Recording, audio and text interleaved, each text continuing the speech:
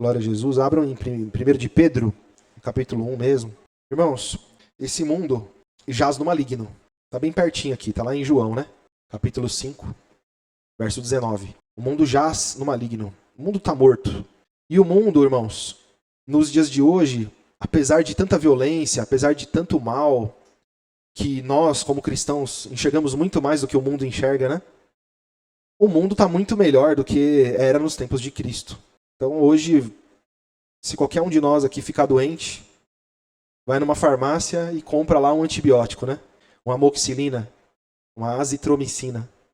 Na época do Senhor Jesus, não precisa nem ser tão distante, né? Algumas centenas de anos, algumas enfermidades simples eram mortais. Muitas pessoas morriam muito cedo por causa de uma enfermidade. Não tinham vacinas, não tinham muitas coisas. Hoje nós temos os alimentos em abundância. Se faltar chuva aqui em alguma cidade, vem alimento de outra cidade. São tantas as coisas que a gente pode pensar. O progresso da humanidade. E tudo isso facilita a vida nesse mundo para que as pessoas sintam mais prazer nesse mundo. Não é para isso, né? Mas faz com que as pessoas sintam mais prazer, confiança no mundo e em si mesmos. E as pessoas, então, acabam se afastando ainda mais de Deus. Não que Deus age na escassez, não que Deus age e que o trabalhar de Deus é na pobreza, é na dificuldade. Mas, infelizmente, o homem, a gente percebe isso, né? E quando as coisas estão difíceis para o homem é quando ele procura Deus. Então, quando as coisas estão fáceis, normalmente a tendência do homem é andar mais tranquilo e confiar mais na própria carne, confiar mais nos próprios recursos. E as seduções do mundo, elas vão seduzindo os homens. Hoje é muito difícil, irmãos, pregar o evangelho para uma pessoa que não conhece a verdade. Pregar o evangelho, irmãos, na sua totalidade, né? Falar de Jesus, se você perguntar para qualquer pessoa na rua o que Jesus representa, a maioria vai dizer que é amor. Até quem não crê em Jesus. Já aconteceu de eu conversar com uma pessoa que dizia que nem sei se eu acredito em Deus. Ele falou assim para mim, eu nem sei. Nem sei mais o que eu acredito. Já teve um tempo que eu acreditei e me decepcionei com isso ou com aquilo. Nem sei mais se eu acredito. Mas Jesus, a palavra de Jesus, as coisas que Jesus ensinou, eu tiro o chapéu. Porque o que ele ensinou, as coisas que Jesus ensina, realmente é muito bonito mesmo. Para Jesus eu tiro o chapéu. Mas quando nós olhamos para o Evangelho, nós vamos ler aqui o texto. O Evangelho nos ensina a negar-se a si mesmo. A palavra da cruz, né? Santificação. Nós falamos disso recentemente. Andar contra a multidão. Andar num rumo contrário ao rumo do mundo. Então vamos ler aqui, irmãos. Verso 13. Os irmãos vão ver. O apóstolo Pedro, ele escreve aqui essa carta. Se os irmãos olharem o verso 1. O primeiro verso aí, ó. É uma introdução. 1 Pedro, capítulo 1, verso 1. Pedro, apóstolo de Jesus Cristo, aos estrangeiros dispersos no Ponto, Galácia, Capadócia, Ásia e Bitínia. Então os irmãos percebem que essa carta aqui ela tem múltiplos destinatários. Não dá para dizer que Pedro só pregou e só falou com judeus. Ainda que ele ficou lá em Jerusalém, mas a gente vê aqui por essa carta que ele falava com pessoas de diversas nações, com gentios, com povos de diversas tradições e culturas. Mas essas pessoas tiveram contato com Jesus, creram em Jesus. Então ele está pregando para essas pessoas uma mensagem do Evangelho para que eles entendam o que eles devem fazer na vida cristã deles. Olha só, verso 13 agora. Portanto, cingindo os lombos do vosso entendimento, sede sóbrios e esperai inteiramente na graça que se vos ofereceu na revelação de Jesus Cristo. Sede sóbrios, cingir os lombos de entendimento. Então, uma mente, uma consciência, um entendimento com sabedoria, esperar inteiramente na graça que se vos ofereceu na revelação de Jesus Cristo. E aí ele vai falando, como filhos obedientes, não vos conformando com as concupiscências, com os desejos que antes haviam em vossa ignorância. Então, todo aquele que não tem um encontro com Jesus, com a palavra de Jesus, ele tem o quê? Desejos, vontades. Por quê? Por causa da ignorância, em coisas que não são de Deus. Né? Então ele fala, agora não se conformem mais, porque antes tudo era lícito, tudo podia. Eu fazia o que me dava vontade. Mas e agora? Não posso mais me conformar com isso. Porque alguma coisa que acontecia na nossa vida e que a gente fazia, pra gente é tão simples que tanto faz como fez, né? Se aquilo continuar acontecendo. Mas não para quem está em Cristo. Tem coisas que já não convém mais. Então não posso me conformar e achar que é normal.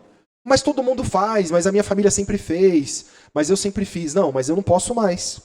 Não posso me conformar. Houve uma mudança, um parâmetro que mudou na minha vida. Verso 15. Mas, como é santo aquele que vos chamou, sede vós também santos em toda a vossa maneira de viver. Porquanto está escrito, sede santos, porque eu sou santo. Glória a Jesus. Então, o parâmetro aqui já é Deus. O parâmetro aqui é ser santo como Deus é santo.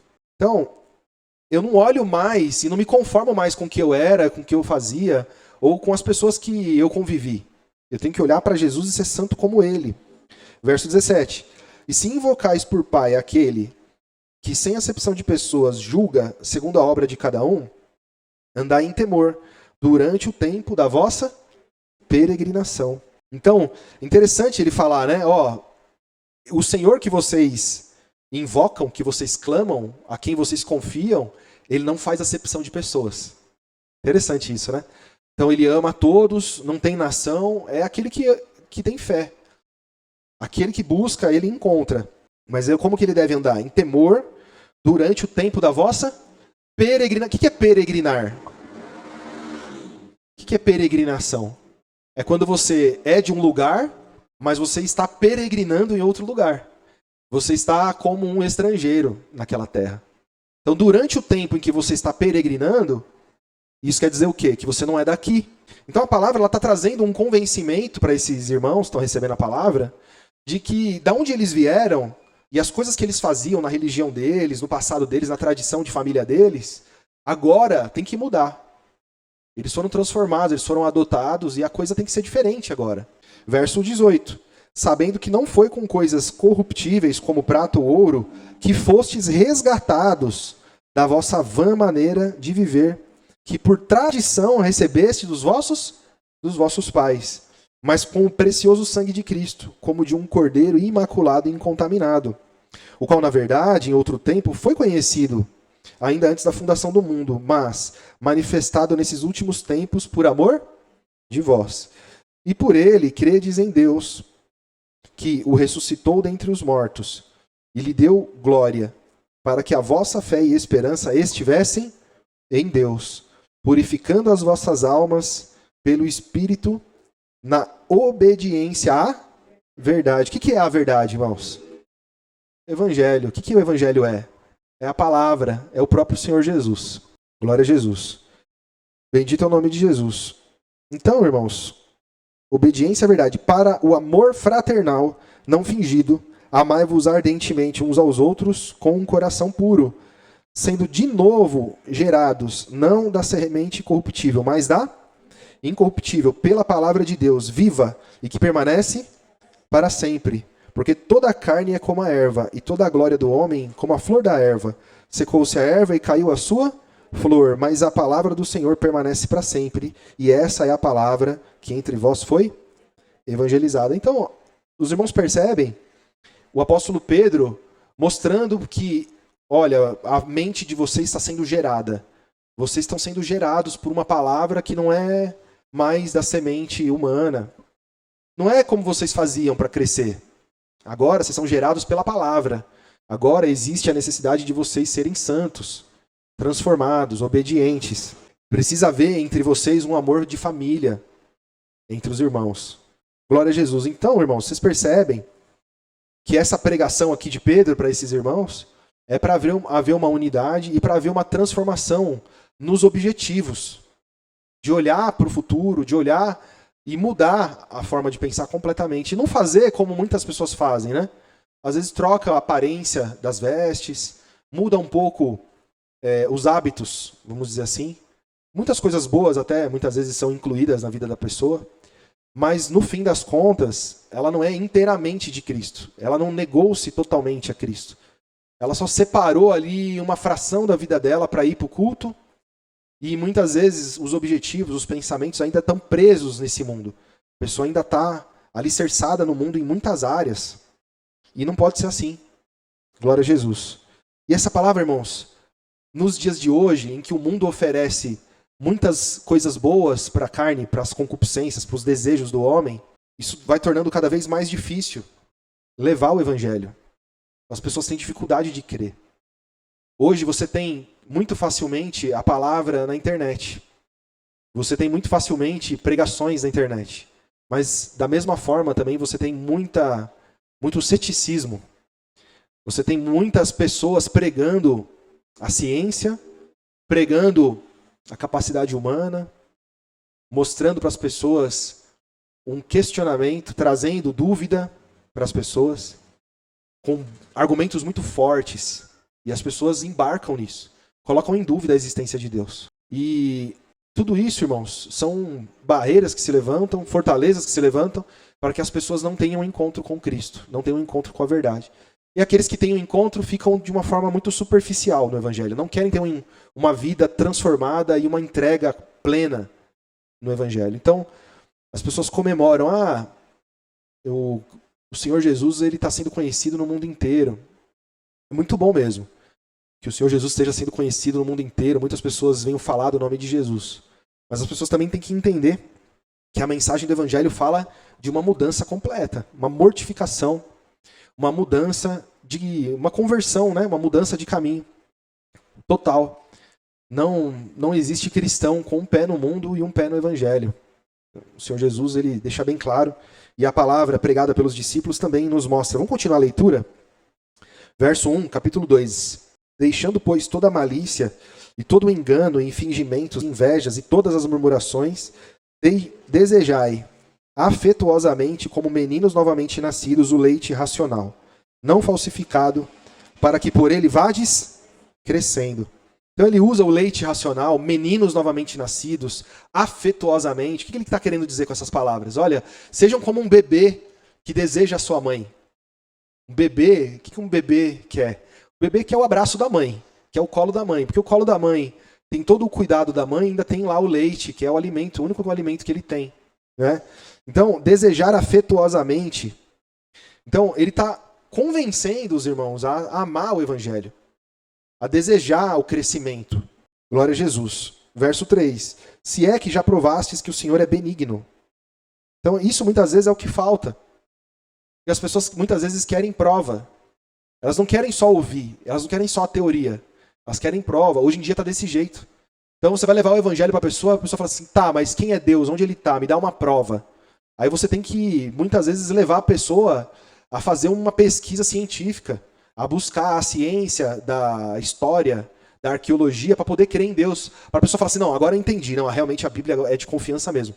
Agora que ela é de confiança, então agora eu vou ler. Porque a pessoa não quer nem ler. Ela já ouviu falar tão mal da Bíblia, tão mal do Evangelho, ela já viu tantos questionamentos sobre Deus, sobre Jesus, que ela muitas vezes trata como uma coisa assim que não tem peso.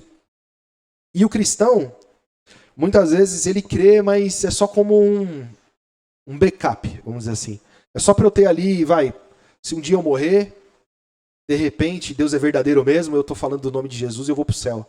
E não é assim. Nós vemos que o Senhor Jesus disse, né, naquele dia me dirão, olha, eu preguei no seu nome, eu expulsei demônios. Pessoas foram curadas com a minha oração, com a minha pregação. E eu direi abertamente, eu não te conheço. Então você imagina aquelas pessoas que são tão superficiais, que carregam só um crucifixo. Veja, as pessoas se sentem cristãs. Quando a palavra mostra que nós temos que ter um envolvimento pleno.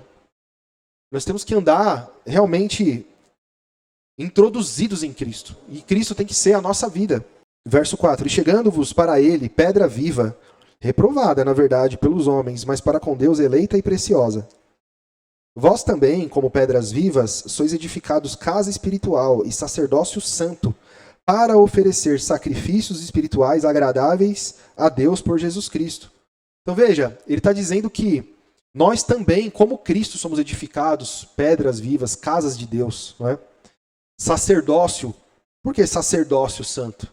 Porque mostra que nós também fazemos o papel de levar as pessoas ao arrependimento, levar as pessoas à santificação e à salvação.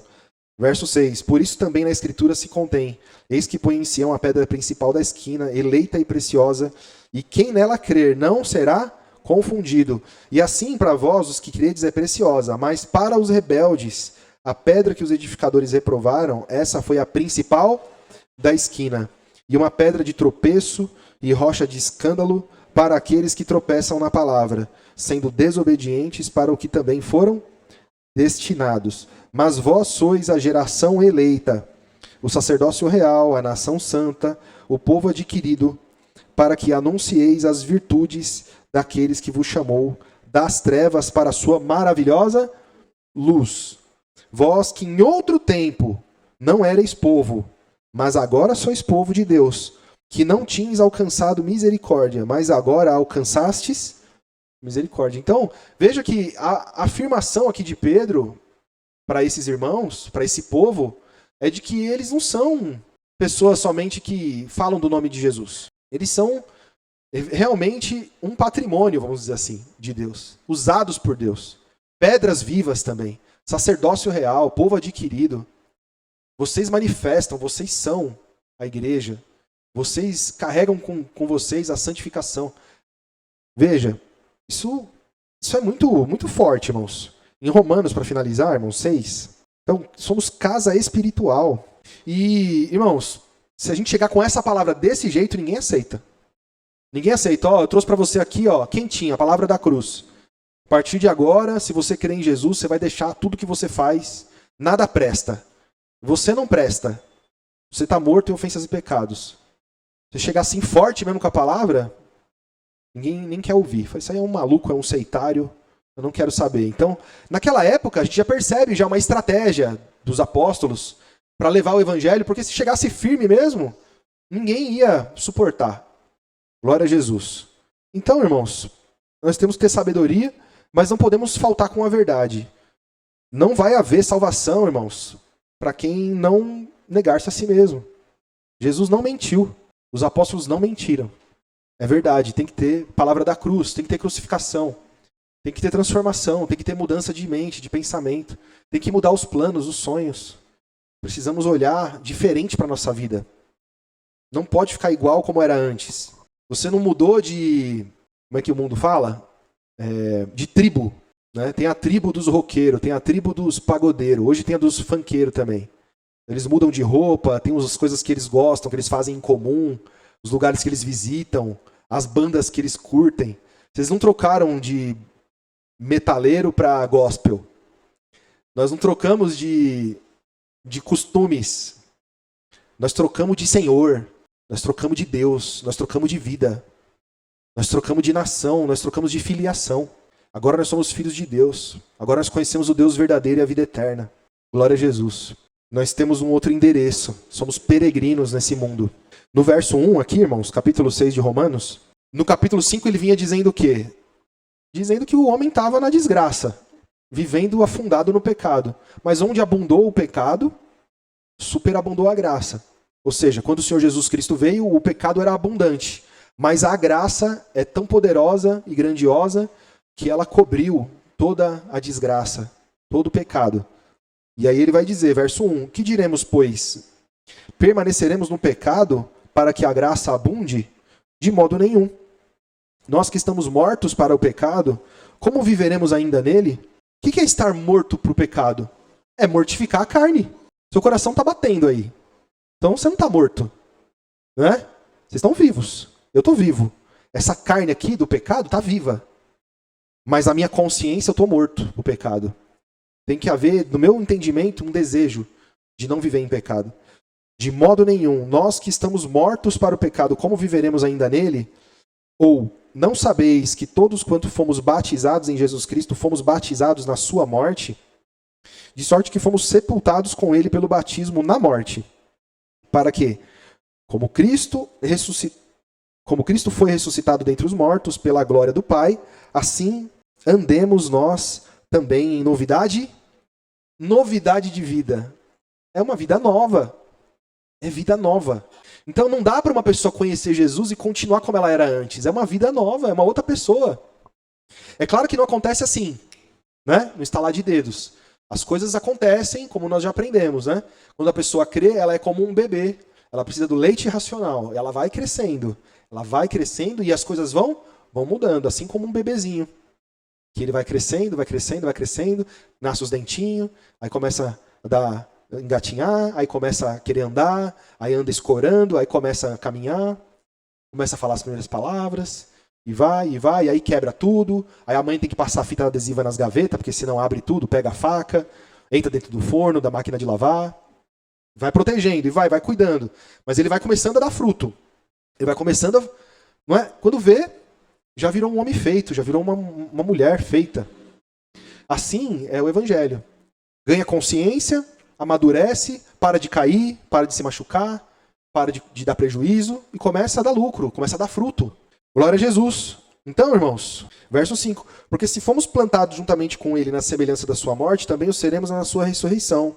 Sabendo isto, que o nosso homem velho foi com ele crucificado, para que o corpo do pecado seja desfeito, para que não sirvamos mais ao pecado. Porque aquele que está morto está justificado do pecado.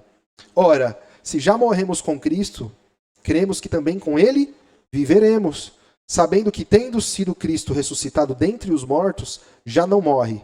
A morte não tem mais domínio sobre ele. Pois quanto a ter morrido, de uma vez morreu por pecado, mas quanto a viver, vive para Deus. Assim também vós considerai-vos certamente. Então você se considera morto. Aquele que foi registrado no cartório lá, que fez o exame do pezinho, que recebeu um CPF, aquele lá, filho da Dona Maria com o seu José, que tem um pai, que tem mãe, que tem avô, que tem história, aquele lá morreu. Considere-se. Não é para ninguém se suicidar, não. É para você se considerar morto, né? Considerai-vos certamente mortos para o pecado, mas vivos para Deus em Cristo Jesus nosso Senhor. Não reine, portanto, o pecado em vosso corpo mortal, para lhe obedecerdes em suas concupiscências. Então, é o que acontece hoje muitas vezes. A pessoa se diz cristã, mas o que reina na vida dele ainda é o pecado. Não é o contrário. O pecado não é um acidente na vida dele. Não, o pecado é uma lei nele. E Jesus é um acidente na vida dele. Não tem como. Não dá para ser assim. Não é? Não reine, portanto, o pecado em vosso corpo mortal, para lhe obedecerdes em suas concupiscências. Nem tampouco apresenteis os vossos membros ao pecado por instrumentos de iniquidade, mas apresentai-vos a Deus como vivos dentre os mortos, e os vossos membros a Deus como instrumentos de justiça. Então, apresentar, o que é? Ó, estou aqui, Senhor. Estou me apresentando aqui. O que o Senhor deseja? Qual que é a sua vontade? Vou fazer. Né? Estou aqui, ó, à disposição. Para o Senhor fazer de mim o que o Senhor quiser. Então assim é o Evangelho. Irmãos, é duro para muitos que querem moleza. A paz desse mundo. Mas para quem quer a vida eterna, para quem crer num Deus verdadeiro, é o caminho certo a seguir. E nós temos que nos firmar nesse caminho. Glória a Jesus. Vamos ficar de pé e agradecer, irmãos, pela palavra, em nome de Jesus.